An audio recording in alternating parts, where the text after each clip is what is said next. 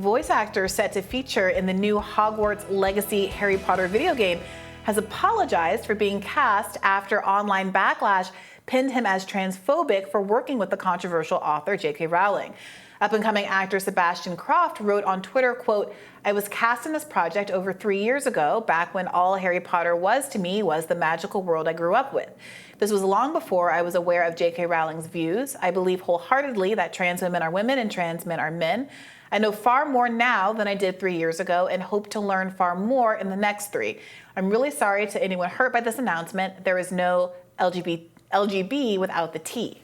Set in the late 1800s, Hogwarts Legacy will allow gamers to embark on a, quote, dangerous journey to uncover a hidden truth of the wizarding world, according to the game's developers. J.K. Rowling, the mind behind the Harry Potter franchise, has faced constant criticism online for statements that she has made critical of the transgender community and the idea of being transgender, like when she, and then also language used to describe them. She mocked the term menstruating people back in 2020. I find this apology very unnecessary. Maybe it is, if it's necessary, that's kind of sad. I don't like that this kid, who I thought was maybe 13, but he's apparently 21, like having to apologize for having liked something when he's a kid because the author has said some controversial things. And like, if you were, I can't imagine being like being bothered that I get you like this actor because you saw him in something and you learn that he's going to be in a Harry Potter video game and your reaction is, oh, I'm furious, I'm sad, I'm overcome with trauma about it. Like, are there people really like that? I doubt it. I doubt maybe there's 6 of them on Twitter. They all tweeted at him and he got worried that it was a big thing. I can't imagine it is. I hope it's not. It is interesting that there are actors in Hollywood who continue to work with Roman Polanski and Woody Allen and relish the opportunity to do so, and there's little to no backlash. The conversation about how much you need to distance yourself from historical artworks and projects because of what people associated with them have done later in life. Are you still allowed to listen to R. Kelly? Are you allowed to listen to Michael Jackson? Is it okay to listen to it in private, but maybe you wouldn't play it at a party? Can you still watch The Cosby Show?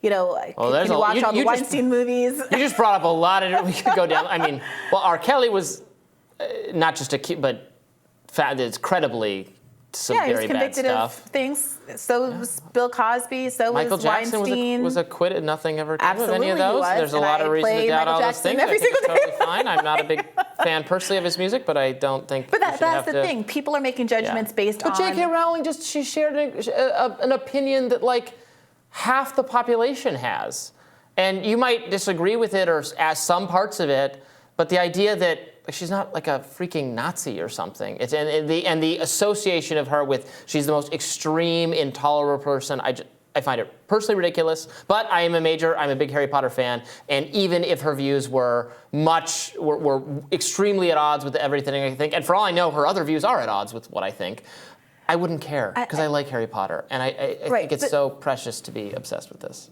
So I don't know what pressure that he felt like he needed to conform to, that's above me. But I do think it's perfectly legitimate to not want to be associated with what has become a very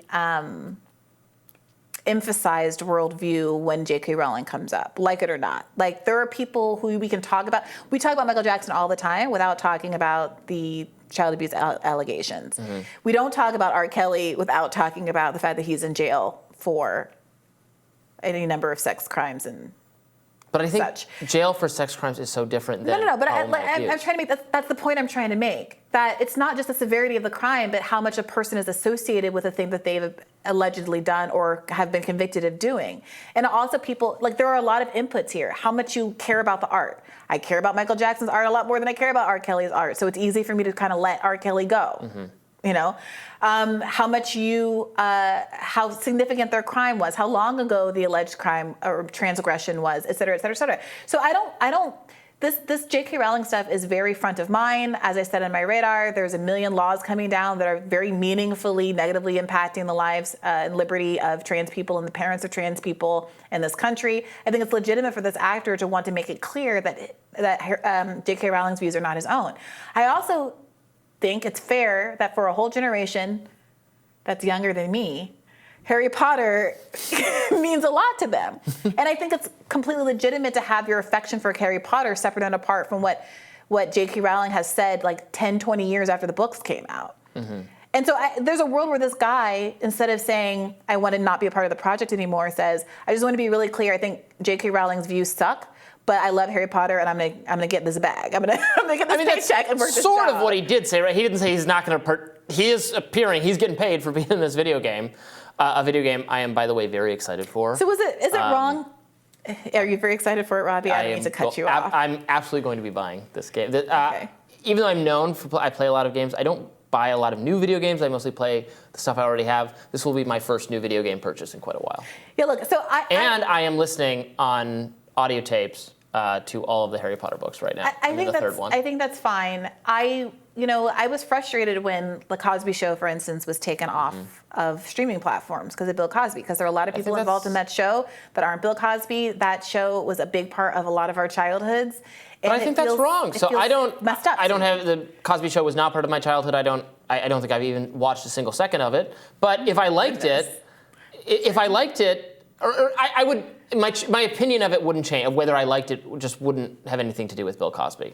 I mean, I do think it's still difficult to watchable. see him in those contexts, like watching kids say the darndest things, like to watch him in those contexts, knowing what he's been convicted of. It is a little difficult. Say the darndest things a little different. That's up to the viewer to decide. Mm-hmm. If people don't want to watch it, people don't stream it, they lose residuals. It is what it is.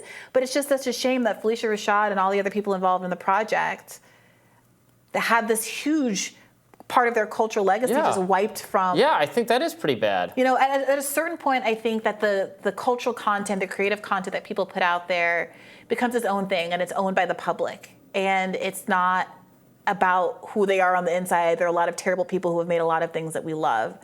And I do think, I don't know, well, it's completely legitimate for this kid, for this young man to want to come out and say, to be clear, I don't agree with J.K. Rowling. Mm-hmm. I think that's fine and probably a good way to handle it. Well, of course he has the right to do it. He has free speech rights. Right. But the idea that people would be mad at him for being associated with the project at all, especially once he's made his feelings clear, that I would disagree with that. Yeah, and it's just because where does it end? Because everyone, if you go back far enough, and we don't have to go back that far anymore, has expressed problem or views that are no longer accepted. I mean, we talked about, was it earlier in this very segment or the last segment? The football coach guy? I'm sure I said things when I was a kid that were offensive. Sure. You too, or people who are surrounded by us. I'm sure we hold views, or I hold views now that maybe will be considered wrong or offensive later. They'll take out the archive of Rising's episodes. Yeah, Joanne Reed will get taken down after. After Joanne Reed it, like she deleted all of her homophobic blog posts and then said the Wayback Machine just is a liar or something. Yeah, the archives of Rising will be gone because of that problematic arch right-winger Robby Soave. How did Briahna get through it? But so that's what I don't like about this. But yes, as I said, I am actually a huge Harry Potter fan, and I just don't like everyone feeling a need to denounce everyone for everything. Yeah, I went through this with Roald Dahl, actually. I grew up with Roald Dahl. Harry Potter I love Roald Dahl. Didn't come out. Love Roald Dahl. The fourth book came out when I was headed to college. So I read the first three, and then I was like, when I was a child, I played with childish things, and now that I am an adult. You read the first three and then stopped? Yes. So the fourth one was like big, and I was like, I gotta worry about not failing out of school. But when there have been all of the Roald Dahl was like not a perfect man. He had some beliefs. Was it anti-Semitic? Yes, that's the one. Dr. Seuss, a lot of these people whose work, I have read every word that Roald Dahl has ever written. I adore the world that he's created, including some of his biographical work where there's it's harder to ignore who he was as a man, obviously.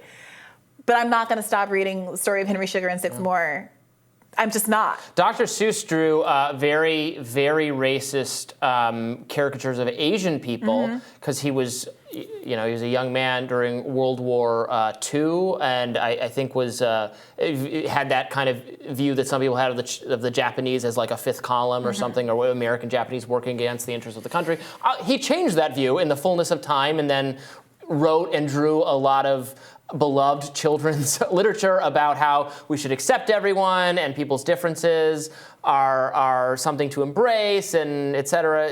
A person's a person no matter how small. That whole ethos of Dr. Seuss. Tucker Carlson just read an entire Dr. Seuss book on air, apparently. Everybody likes to grab Dr. Seuss for their own cause. Obviously, like the pro-life has tried to associate that exact line with its cause, even though Dr. Seuss was did not have pro-life, or his widow has said he did not. Yeah, look, there's only one perfect American. There's only one faultless American. His name was Mr. Rogers, and even he voted for Reagan. So we'll have more Rising for you right after this.